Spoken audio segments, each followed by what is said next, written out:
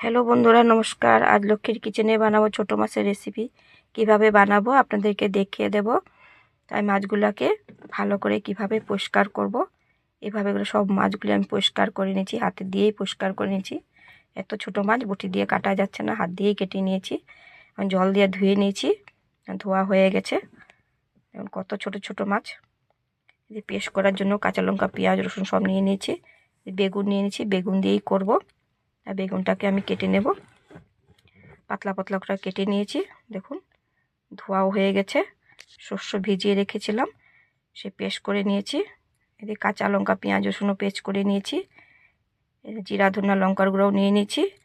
ধুয়ে রাখা মাছের মধ্যে একটু নুন দিয়ে দেবো, হলুদ গুঁড়া দিয়ে দিচ্ছি, সামান্য একটু তেল দিয়ে দেবো, সামান্য একটু লঙ্কার গুঁড়াও দিয়ে দিয়েছি। ভালো করে মেখে নেব। মাখানো হয়ে গেছে। কড়াই গরম হয়ে গেছে, সর্ষের তেল দিয়ে দেব। তেল গরম হয়ে গেছে, পেঁয়াজ কুচি দিয়ে দেব। পেঁয়াজটাকে একটু ভালো করে লাল লাল করে ভেজে নেব। বেগুন দিয়ে দেবো, বেগুনটাকেও ভালো করে ভেজে নেব।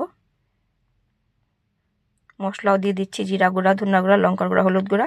ভালো করে ভেজে নেব, কাঁচা গন্ধ না থাকে। পেস্ট করা মশলাও দিয়ে দিয়েছি। ভালো করে ভেজে টমেটোর কুচি দিয়ে দিচ্ছি। আবারও ভালো করে ভেজে নেব যাতে কাঁচা গন্ধ না থাকে। দেখুন তেল ছাড়িয়ে দিচ্ছে। পেঁয়াজ কুচি দিয়ে দিচ্ছি, পেঁয়াজ পাতা। ভালো করে নেড়ে চেড়ে মাছটা দিয়ে দেব।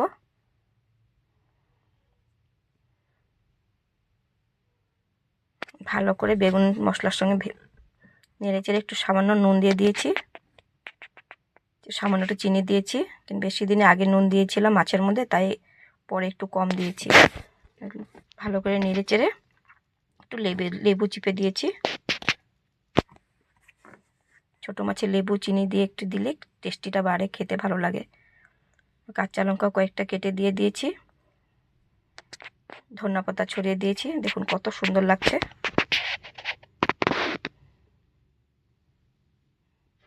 ঢাকনাটা উঠিয়ে দিচ্ছি, সবজিটা হয়ে গেছে। দেখুন কত সুন্দর হয়েছে। এভাবে করে বানিয়েছি আমি। আপনারা এভাবে বাড়িতে বানিয়ে খাবেন। ভালো লাগলে লাইক অ্যান্ড সাবস্ক্রাইব, কমেন্ট করবেন।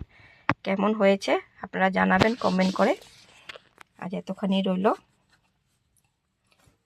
ফেসবুকেও আছে, ফেসবুকের মধ্যে আপনারা ফলো করবেন।